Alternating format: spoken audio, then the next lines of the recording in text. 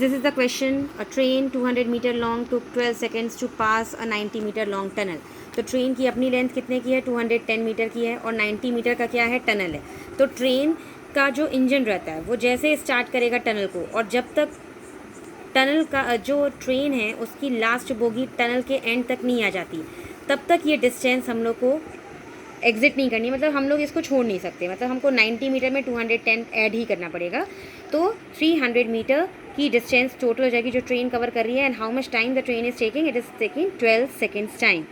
So now with the formula speed is equal to distance upon time, we are going to find out the speed of this train. It is meter per second, and we are going to tell the speed of this train in kilometer per hour. So I will convert 25 meter. Actually it is what, 25 metre, और 25 के नीचे denominator क्या है, second, 1 second है. तो हम इसको convert करेंगे. 25 मीटर को कन्वर्ट करने के लिए हमें किससे मल्टीप्लाई करना पड़ेगा, इसको 1000 में, तब ये किस में कन्वर्ट हो जाएगा, किलोमीटर में. ठीक है. और 1 सेकेंड को आर में कन्वर्ट करने के लिए हमें किससे मल्टीप्लाई करना किससे, इसको सॉरी यहाँ पर 3600 आएगा, और यहाँ पर 1 × 1000 आएगा. ठीक है. मीटर को किलोमीटर में कन्वर्ट करने के लिए हम लोग क्या करते हैं, किसी भी नंबर को 1000 से डिवाइड करते हैं.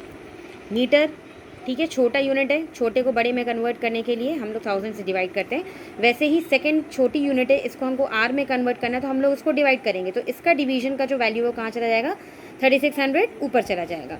तो अब ये कितना हो जाएगा, सिंप्लीफिकेशन पूरा जब आप करोगे इसको, तो 90 kilometre per hour will be the answer. 90 kilometre per hour will be the answer. अब आते हैं दूसरे क्वेश्चन में.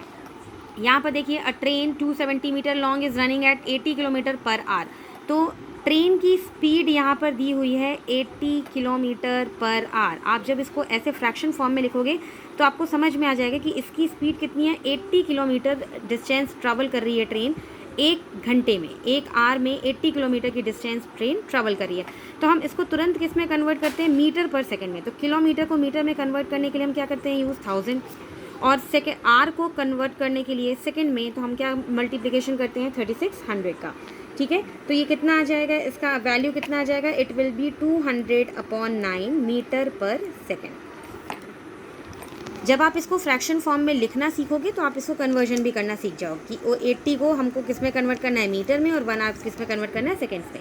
आप 5/18 भी डायरेक्ट लेके इसको कन्वर्ट कर सकते हो. तो मतलब ट्रेन 200 मीटर की डिस्टेंस कवर कर रही है, 200 मीटर की डिस्टेंस कवर कर रही है कितने सेकेंड्स में, 9 सेकेंड्स में. अब हम आगे क्वेश्चन पढ़ते हैं. How much time it will take to cross a platform of 130 metre. Again हम प्लेटफॉर्म की लेंथ को नेग्लेक्ट नहीं कर सकते, हम छोड़ नहीं सकते. ट्रेन की खुद की लेंथ कितने की है, 270 की है, और प्लेटफॉर्म की लेंथ कितनी आ गई हमारे पास, 130 मीटर की. तो आप देख सकते हो कि 270 130 को हम नेग्लेक्ट नहीं कर सकते, हमें ये ऐड करना पड़ेगा. तो टोटल डिस्टेंस हमारी कितनी हो जाएगी, 400 मीटर की डिस्टेंस ट्रेन को ट्रैवल करनी है. क्यों, क्योंकि इंजन तो आगे निकल जाएगा, ट्रेन की लास्ट बोगी जब तक प्लेटफॉर्म का एंड क्रॉस नहीं कर लेती है तब तक की डिस्टेंस हमको पूरी की पूरी लेनी पड़ेगी. तो हम लोग यहाँ पर अब डिस्टेंस कितना लेंगे, 400 मीटर की डिस्टेंस ट्रेन क्रॉस करने में कितना टाइम लेगी. अब ठीक है. और डिस्टेंस और टाइम का variation we are knowing that it is direct variation. तो 200/9 इज इक्वल टू 400/y. और इसके बाद आपका सिंप्लीफिकेशन करके आपको y की वैल्यू मिल जाएगी कि उसको 270 मीटर लॉन्ग ट्रेन को 130 मीटर का प्लेटफॉर्म क्रॉस करने में कितना टाइम लगेगा. ठीक है.